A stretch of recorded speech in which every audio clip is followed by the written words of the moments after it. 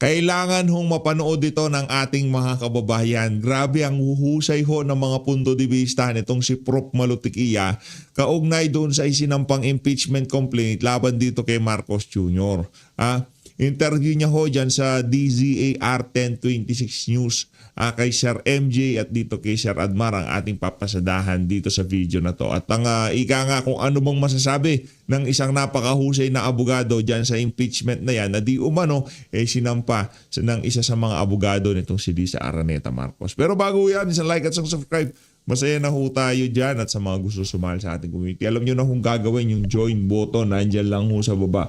Ayun na nga mga kababayan, marami ho kasi mga alingas-ngas ngayon sa social media na kung saan sinasabi ng ating mga kababayan na pakawala daw nitong si Lisa Araneta Marcos, yung abogado na yon na nung una siya ang nagrepresenta sa kanya noong sinampahan ng disbarment case itong si Glenn Chong. Ngayon naman, impeachment complaint laban dito kay Marcos Jr. Kumbaga, hindi daw ho nagsisink in yung galaw nitong abogado na to sa mga nakalipas na panahon at ngayong mga panahon na to na kung saan nung mga nakalipas na panahon nung sinabi ni Glenn Chong na jombalin niya itong si Lisa Araneta Marcos kagyat nagsampa daw ho ng disbarment case yung kaparehong abogado na nagsampa ng impeachment complaint ngayon kay Marcos Jr. Ang tanong ko dito mga kababayan, bakit niya sasampahan ng impeachment complaint yung asawa noong pinag-filean niya ng disbarment case doon sa tao na gusto siyang sampalin, di ba? Parang hindi ho nagtutugma yung mga reason hindi reasoning Rekta ho tayo dito kay Attorney Ferdy Topacio kung ano nga ba yung galaw na yan sa House of Representatives. Gusto lang ba ho nilang ma-avail yung 1-year bar rule na hindi na pwedeng sampahan ng impeachment complaint itong si Marcos Jr. sa loob ng 1 taon o talagang lihitimong complainant ito dahil nakita niya na napakarami talagang kabalinto na ang ginagawa ng administrasyon na to. Anyway, mamaya ho, papanoorin din naman ho natin yung naging interview nung abogado ba yun o kung ano pa man, pero yung pagiging abogado niya ho, hindi yung pagiging lawyer niya, hindi lawyering. Ito, Attorney Ferdy Topacio. Attorney, dito sa impeachment complaint versus PBBM, ano po sa tingin niyo? Strategy lang po ba ito para ma-avoid nila itong 1-year ban para sa if ever mayroon mag-file ulit ng impeachment against the President? Obvious naman di ba on record naman na yung nag-file ng impeachment ngayong 2026 ay siyang abogado ni First Lady Lisa Araneta Marcos in 2024. Di ba? O bago, nakita naman natin lahat, nabasa natin kasi nakandali naman basahin pagkaiksi-iksi. Kita naman natin kung gaano kahina. At ang mga mambabatas mismo nagsasabing easily dismissible. Pag yan ay final sa Lunes, naka-file na ngayon, pag yan ay in-endorse sa Committee on Justice at yan ay na-dismiss, may 1-year ban na. So, obvious naman. So, paano yung problema kasi, ito lang dadagdag ko. Ibig sabihin, galawang bangag ho talaga itong impeachment na to. Kaya wag ho kayong magpaloko. Paano pagka merong lihitimong impeachment complaint ang maghahain sa February 26, di ba? Paano pagka merong lihitimo? Mamadaliin nila itong isa na to? Kagyat ang tawag dito, i-recommenda nila dyan sa Committee on Justice tapos rectang dismissal para wala nang maraming cheche-bureche.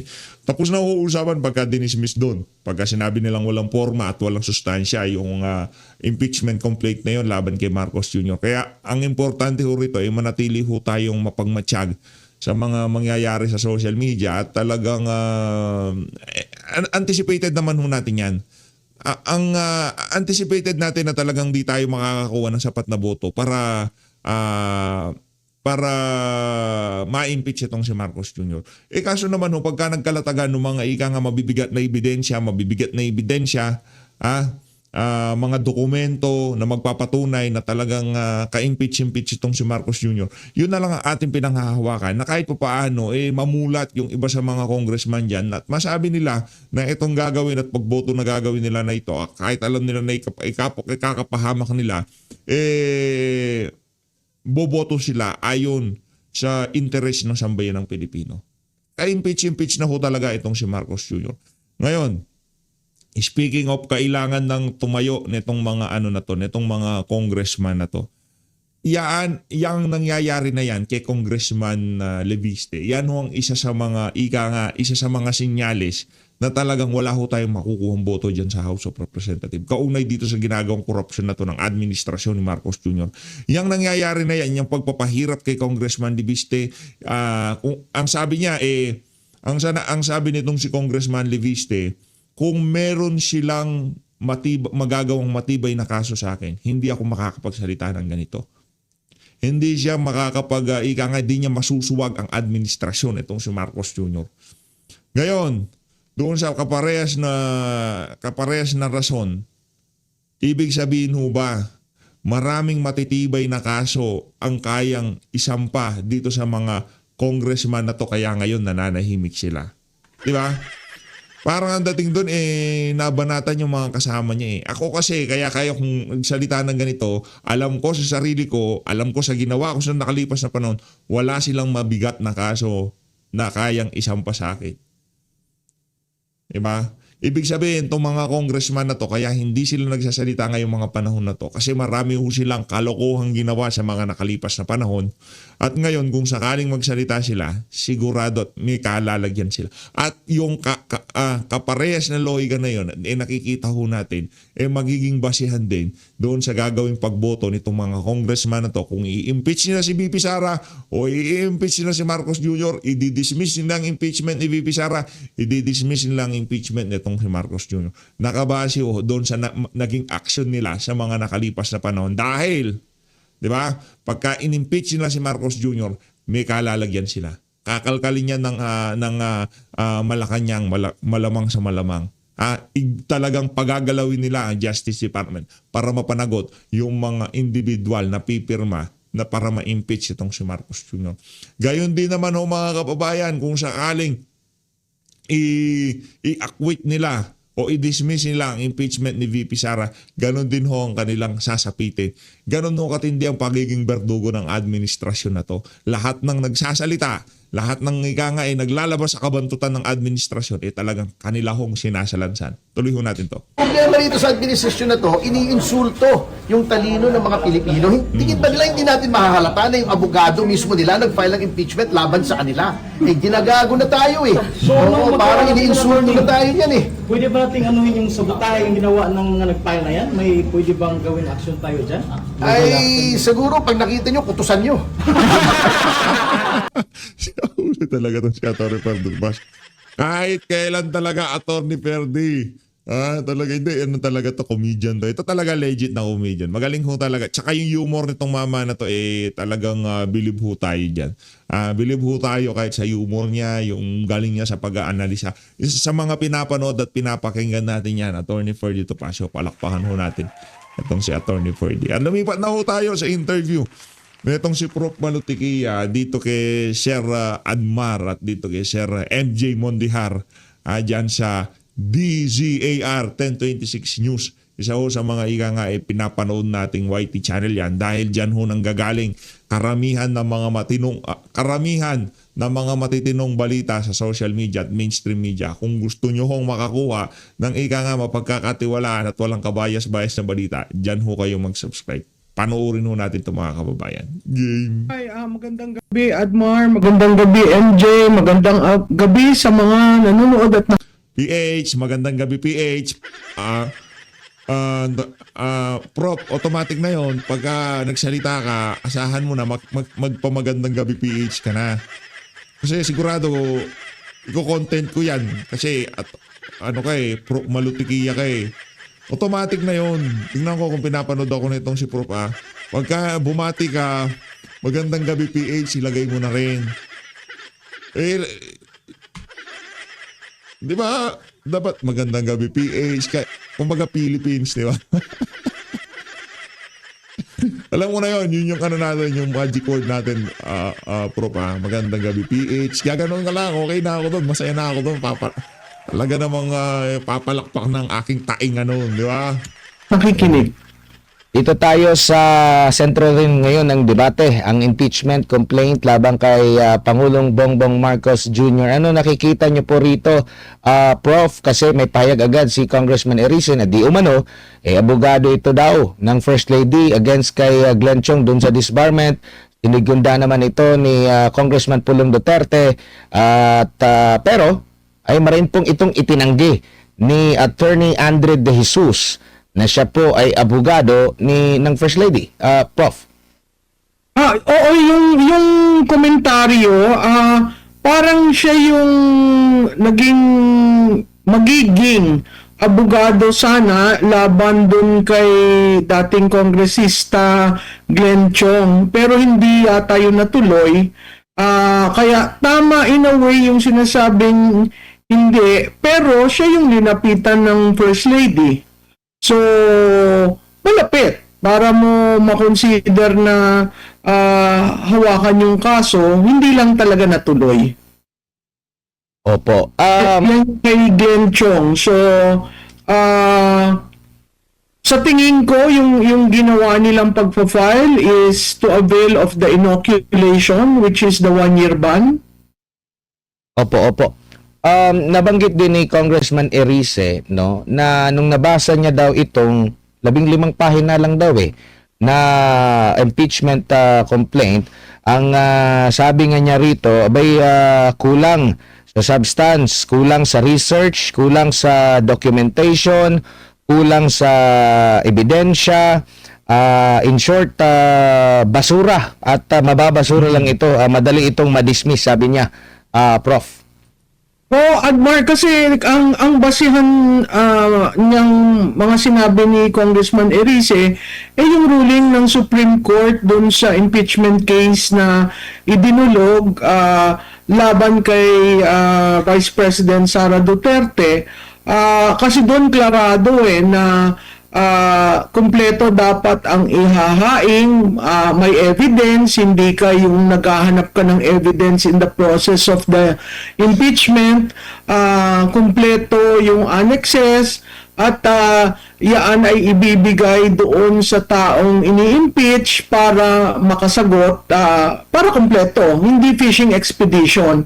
Hindi ko pa na lubusang nababasa yung 15 page, nakita ko lang yung unang 4 na naghahanap nga ako ng evidence, kasi yung number 1 niya tungkol dun sa rendition na ginawa kay Presidente Duterte, doon na lamang sa record ng Foreign Affairs Committee ni Senator Amy Marcos, ang kapal na ng dokumento doon. So, doon pa lang doon sa unang charge ng complaint, talagang may kulang. Opo, pero sa tingin niyo po, ito kasing 5 na kanyang pinagbasehan sa paghahain po ng impeachment, like kagaya na nabanggit niyo po na yung respondent daw, which is PBBM, ay ipinag-utos at pinayagan ng kidnapping at surrender kay dating Pangulong Rodrigo Roa Duterte. Pangalawa, yung sinasabing drug addict daw ang Pangulo at naapektuhan nito ang kanyang judgment at leadership. Pangatlo, yung bigo daw na pag-veto sa mga unprogrammed appropriations at iba pang mga unconstitutional na mga provisions sa GAB o General Appropriations Bill noong 2023, 2024 at 2025 maging sa 2026. At sinasabi niya na nakabinipisyo din naman sa kickback mula sa mga budget insertion ang Pangulo at mula sa ghost flood control projects. At ito pong paglikha ng ICI na sinasabi niya at naniniwala siya na ano lang ito, pangdepensa para doon sa mga korap na mga kaalyado. Kumbaga, itong mga bagay na ito, kumbaga legit itong mga questions na ito, pero nakikita nyo po na parang malabnaw ang kanya pong reasoning. Kasi sinasabi daw, nagbabase lang sa news article sa Prof. Malu. Admar, legit yung issues. In fact, parang hinimay nung nagplano niyan, ano yung issues na talagang matitindi ang pagkakadikit sa Pangulo. Pero saan ka naman nakakita na complaint na madali mo naman ma-access yung mga public documents eh. Kasi dun sa Duterte nag-hearing, dun sa drug addict dapat meron siyang at least man lang yung kopya ng drug test nung tumakbo, 'di ba? Yung veto ng GAB mula 23 at sinama yung 26, wala kang nakikitang specific, no?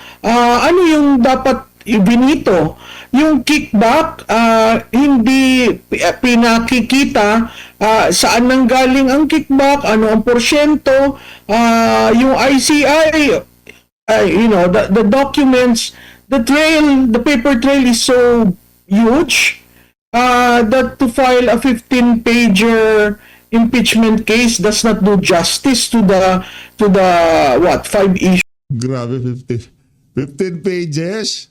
Pambihira naman. Dapat maraming supporting documents siya para yung mga articles siya talagang tumayo pagka hinimay dyan sa Justice Committee. 15 page.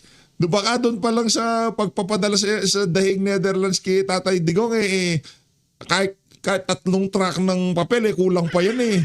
Pambihira itong abogado na ito pagka nga naman tinamaan ka ng mga pakawala nitong si Adik, oo. Issues that has been identified, 5 charges, no? So ako ay sumasang-ayon dun sa mga nagsasalita ngayong ganitong kaaga na sa form at substance talagang malabnaw yung pagkaka-file at halatang-halata mong minadali.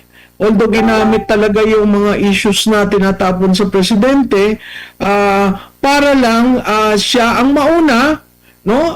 Yung initiate ay mangyari sa pagre-resume ng Kongreso at mapag-usapan kaagad. Ang pagkakaiba lamang dun sa bago ng desisyon ng si Congresswoman Luistro, boboto evident, ginamit lang ma-inoculate nung Ito pala ito, Prof. Pero maba, kumbaga parang ay kumbaga normal ba, natural. Ang sabi nga dito, i-quote ko na lang, sabi niya rito, yan at dapat lamang po sa process at proseso. Parang okay lang. So, ng mga bagay-bagay. So, itong kanyang mga sinabi, dapat siguro ikabahala kasi sa kasaysayan ng presidential politics, no? Wala pang na-impeach na presidente. Merong na-impeach sa House si Presidente Estrada pero nag-collapse naman yun sa Senado.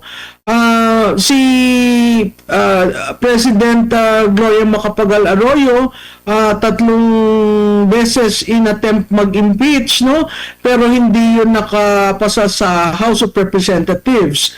So parati natin titingnan na mahalaga itong mangyayari kasi maraming issues ang binato sa Pangulo at dapat mabagabag sila dahil ang ekonomiya natin talaga maaapektuhan ng ganito dahil nga ang paghina ng ating ekonomiya, no? So hindi ko alam kung saan siya humuhugot ng pananalita niya pero kung yun ang sinabi niya at yun ang posisyon ng palasyo, ang masasabi ko lamang dyan, sa ligang batas, ang impeachment is a constitutional process provided dyan sa ating saligang batas. It is one way to make a leader accountable to the people.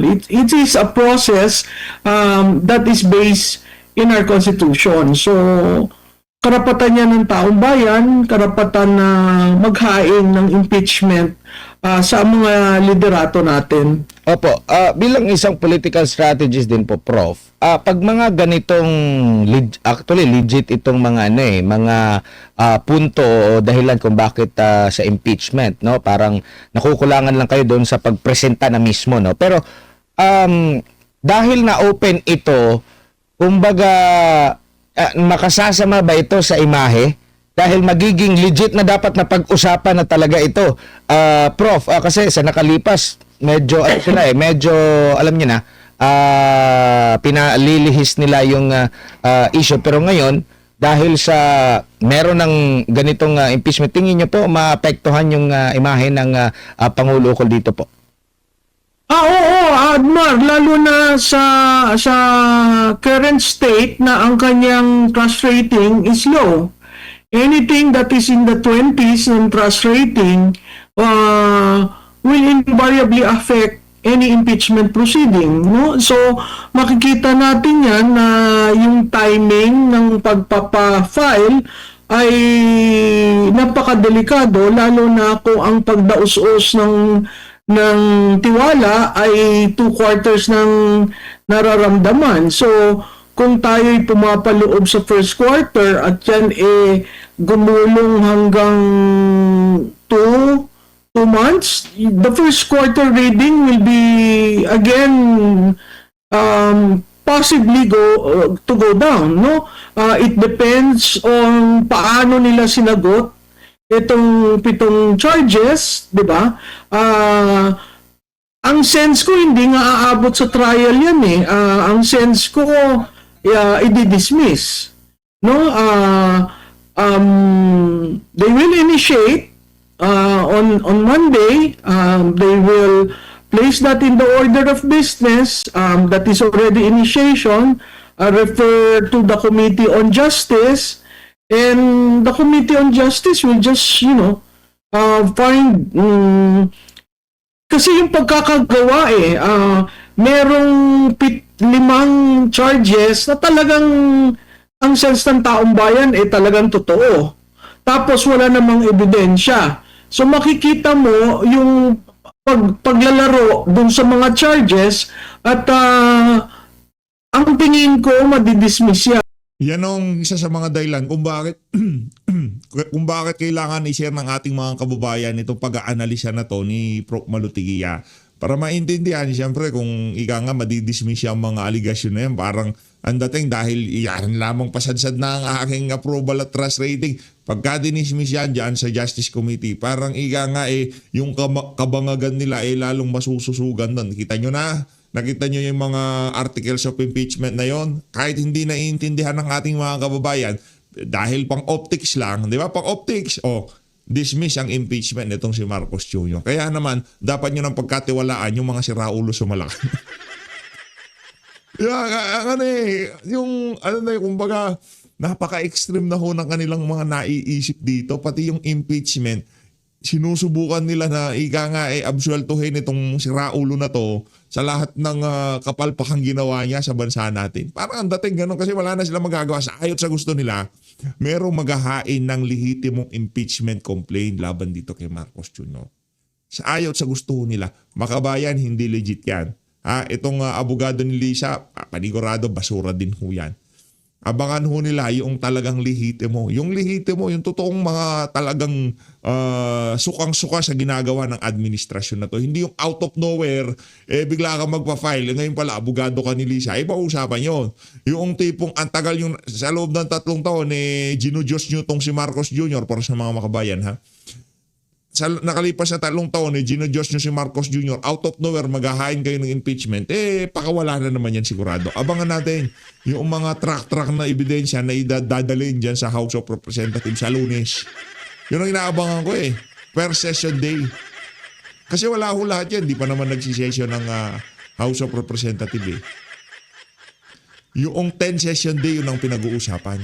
Yung hindi natin alam ba't nagpapatiyo na itong mga to. Iniisip ba nila kung alin yung nauna, yun ang ilalagay nila sa, ipapriority nila dyan sa pagkakalam ko, i-consolidate mo na yan Ngayon, ang dating ng mga kababayan, paano pagka kinonsolidate yan lahat ng yan, o sige, kayo maglagay ng mga articles of impeachment. Yung sa 26 sila yung maghahain ng mga ebidensya laban dyan sa mga tinutukoy nyo na articles of impeachment na yan. Di ba? Tignan mo natin kung paanong klaseng laro ang mangyayari dito sa usapin ng impeachment. Yan. Ang tingin ko, kahit anong impeachment laban sa Pangulo ay madidismiss Correct. sa House of Representatives. Bago lang si partner MJ kasi tinanong po si Yusek Castro kaugnay nga po dito sa naging pahayag ni Congressman Pulong Duterte na sinigundahan yung nabanggit nga ni Congressman Erice nga abogado raw ni First Lady ang nasa likod nitong impeachment laban kay President Bongbong Marcos Jr. At ang sinasabi niya rito, ini-explain na hindi raw nagtatanim ng ebidensya ang administrasyon, ang Pangulo.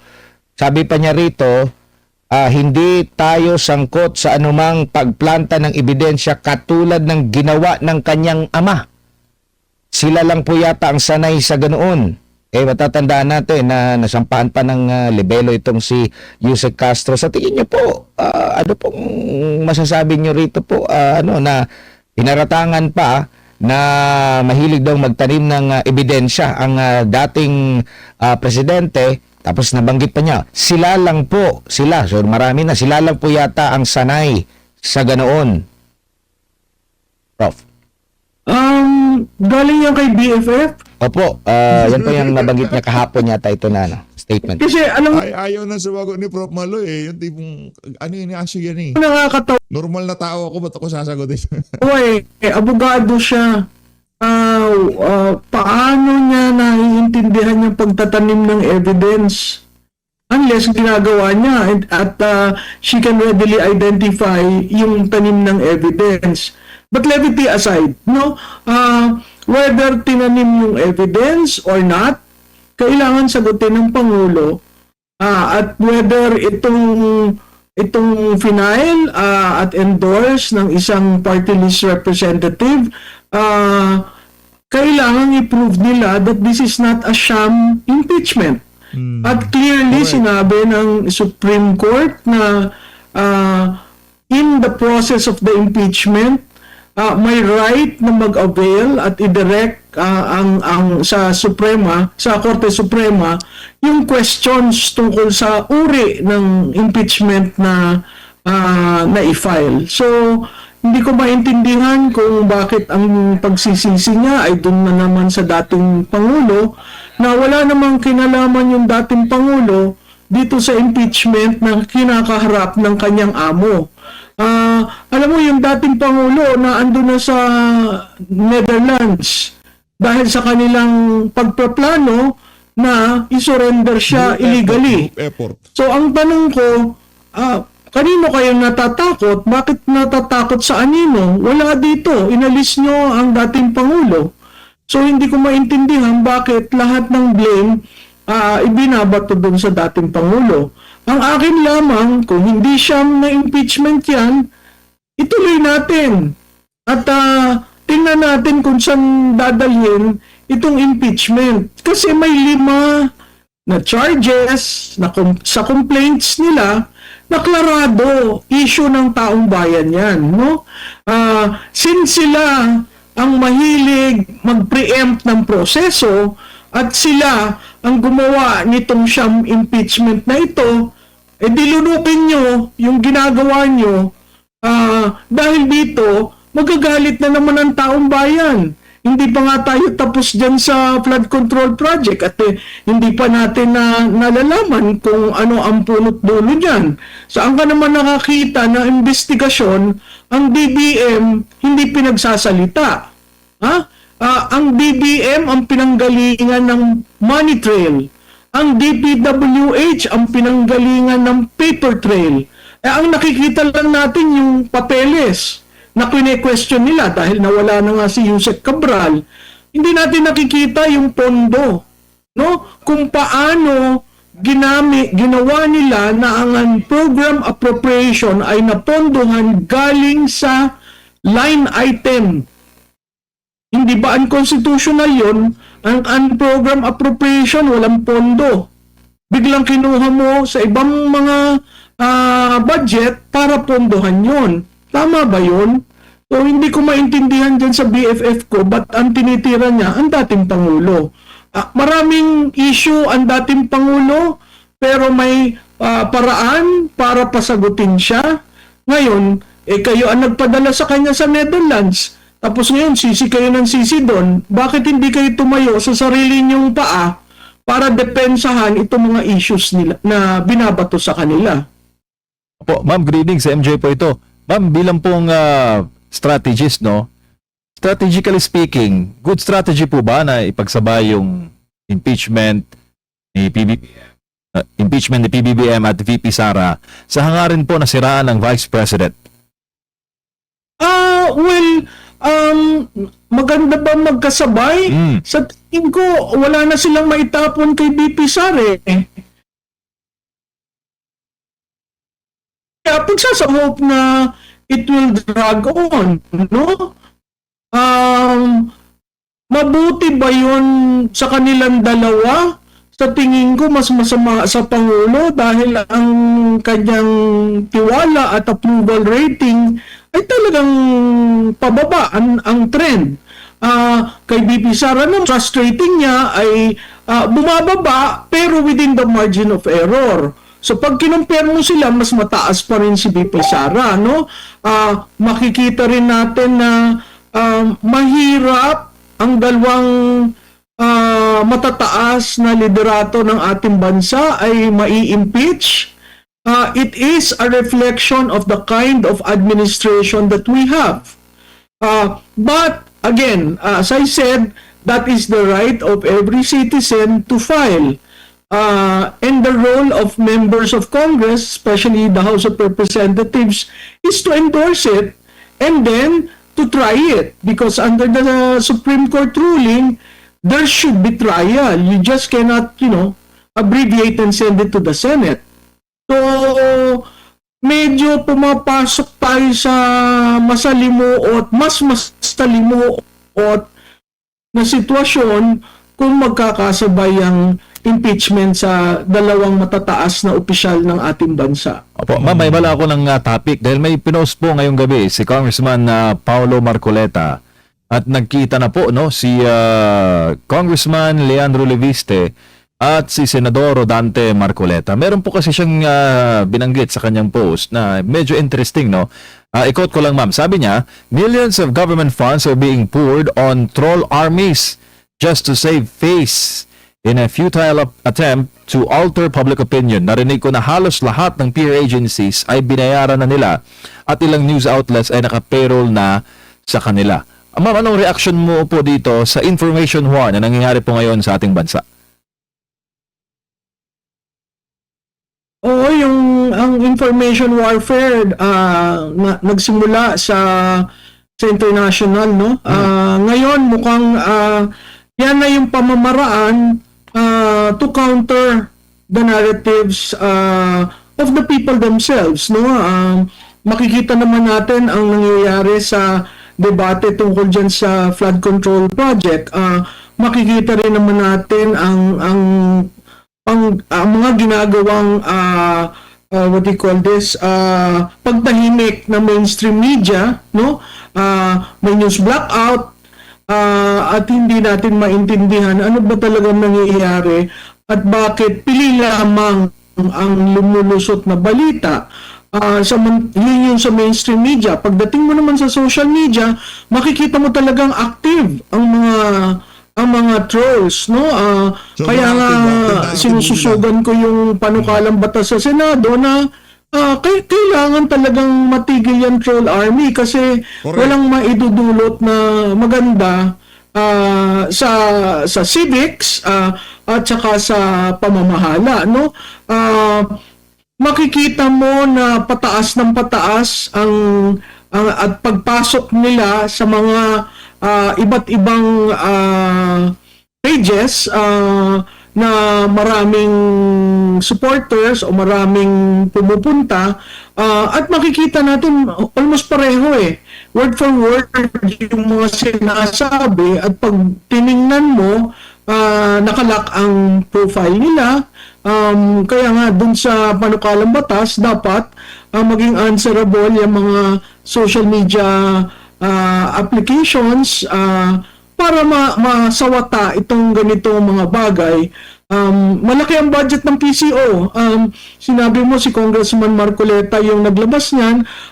Isa sa mga tinanong niya during the budget hearing is essentially the PCO budget and whether certain amounts are being used for the maintenance of a troll army. That troll army has been there since 2022. And meron ng report na yung troll PR firm ng anak ng I think one of the officials of GOCC has been called, so lumalabas na may troll army. There's a huge iCare organization or team in the House of Representatives that essentially does trolling. So mahirap kasi nawawala yung totoo na kwento, yung totoo o yung facts, at ang makikita mo labanan talaga kung sino ang magko-control ng naratibo. Ma'am, ano masasabi po ninyo na hindi na po ang flood control o ang Cabral files na ni-istorya? Ang ni-istorya po ngayon ang mga transaksyon ni Congressman Leandro Leviste na mga privado naman. Wala naman yung pondo ng bayan na involved. Tingin niyo po ninyo. Alam mo, MJ, makita mo kung paano sinira, kung paano dinudurog ng mainstream media, ilan sa mainstream media at dito sa social media. All of a sudden may nakikita kang news organization, media organization, para silang kabuti. Dati pag campaign season lang yan lumalabas, ngayon ang dami. Bakit? Kasi linilipat nila, dinadivert nila yung usapin tungkol sa flood control into ano ba yan si Congressman Kiko Barsaga? Ano ba yan si Congressman Leviste?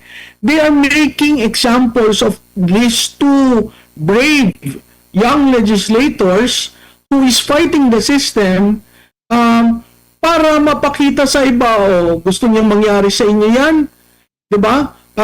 Tumahimik na kayo. Huwag kayong mangialam. Just be a team player. And nothing will happen to you. Pero dito sa dalawang mga batang legislators, mga neophyte, ako'y sumasaludos dyan sa dalawang yan kasi parang inoffer na nila yung career nila para lang labanan itong ganitong sistema. Nakakaawa, pero desidido yung dalawa na, to be talking about death. For young individuals, ang sense ko, sigurado sila sa laban nila. Nakakalungkot lamang na walang veterano na tumutulong doon sa dalawang neophytes, no? Natatakot yung mga veterano, Prof, kasi baka merong matibay na kaso na pwedeng ilatag sa kanila kung sakaling tulungan ito. Nakakalungkot rin Hindi na natin alam, baka behind the scene, hindi lang sila pwedeng pumuronta kasi baka silang yayariin. Baka meron si Sen Marcoleta nandyan tinutulungan na yung bata. nagsalita na yung bumili sa kumpanya ni Congressman Leviste, pero si Leviste pa rin ang tinitira tungkol dun sa prangkisa.